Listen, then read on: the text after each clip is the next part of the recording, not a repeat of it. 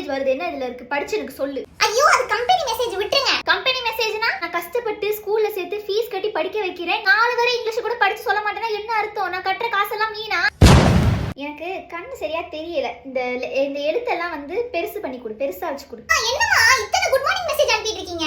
ஏன் அனுப்புனா என்னங்கற, கண்டதே அந்த போன்ல பாத்துட்டு இருக்கல, இங்க பாரு எவ்வளவு அழகா இருக்கு பாரு, பூ அப்படியே மலர்ந்து வருது. குட் மார்னிங், காலையில இனிமே பார்த்தா எவ்வளவு நல்லது தெரியுமா?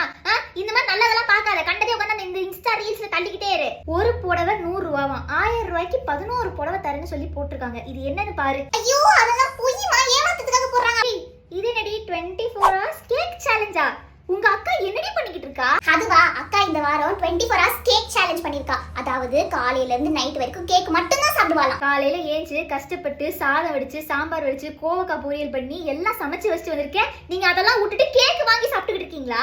ஆமா வெளியில வாங்கி சாப்பிடலாம். அக்காவே கேக் செஞ்சிருக்காமா, என்ன செஞ்சா எப்படி செஞ்சா எல்லாத்தையுமே வந்து கீழே இங்க ஃபுல் வீடியோவா போட்டிருக்கா. அதை பார்த்து நாம வேணா அதே மாதிரி கேக் செய்யலாமா? இப்படி எங்க அவ